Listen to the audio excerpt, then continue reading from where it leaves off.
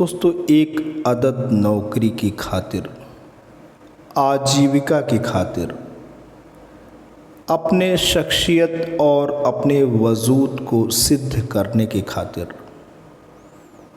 गांव की सोंधी मिट्टी, खेत खलिहान, बाग बगीचे को छोड़ करके एक नई कर्म भूमि की तलाश में शहरों की ओर भटकता यौवन, शहरों में बड़ी बड़ी मीनारें, सकरी गलियां, सेठ साहूकारों जैसी ज़िंदगी की चाहत रखता हुआ इंसान भले ही अपने वजूद को, अपनी शख्सियत को मिटा दे, अपनी खुशी के खातिर कर्मयोग को अपना ले और एक दिन एक बड़ा आदमी बन जाए।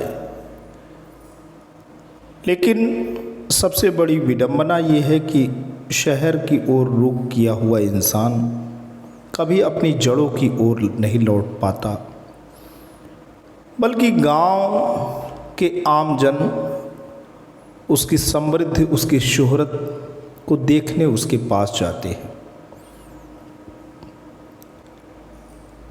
पराए शहर में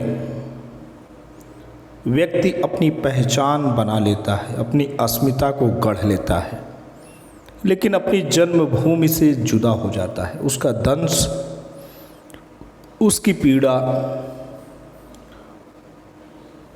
से उसका अस्तित्व हमेशा हमेशा के लिए जुदा हो जाता है। और आज की जो कविता है कवि हृदय दर्पण के माध्यम से हम प्रस्तुत करने जा रहे हैं, वो हिंदी के सुप्रसिद्ध कवि श्री भागवत रावत जी द्वारा रचित है। कविता इसी विषयक है कि एक पराये शहर में दूसरों की सेवा के खातिर, अपने को सिद्ध करने की खातिर सब कुछ खपा देने के बाद, ऊर्जा को लुटा देने के बाद, जब गांव की ओर, घर की ओर कोई इंसान रुख करता है तो उसके पास दोस्तों कुछ भी नहीं रहता है। आइए इस कविता यानी इस पराये शहर का पाठ करते हैं।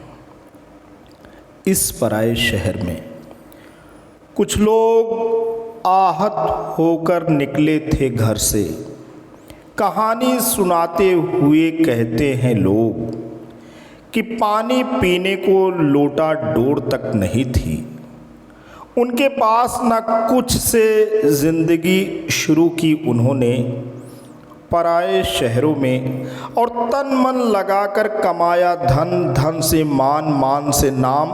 इस तरह वे एक दिन नगर सेठ हुए, जिए पूरे उम्र सफलताओं की पताका फहराते हुए।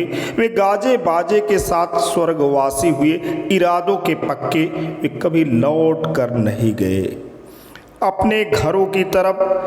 घर ही आया उन तक उन्हें प्रणाम करने, और धन्य हुआ हर किले का जिस तरह होता है एक बड़ा सा दरवाज़ा जिससे किला खुलता है, उसी तरह हर शहर के पास हुआ करता था कोई न कोई ऐसा ही बड़ा सा किस्सा जिससे खुला करती थी शहर की अंतर कथाएं। वे दिन कुछ और थे।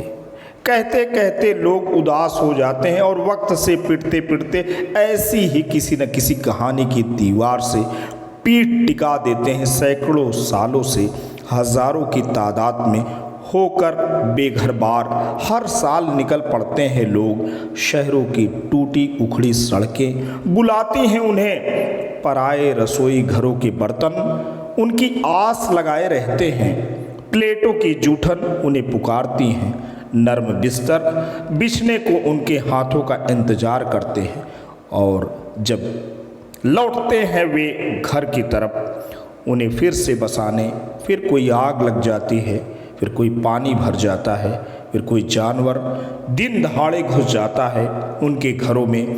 कई साल पहले अपने समय के तमाम जवान लड़कों की तरह मैं भी निकला था घर से, झोले में कुछ कागज़ डालकर, पर छोड़िए, इस कहानी में कुछ भी नया नहीं है।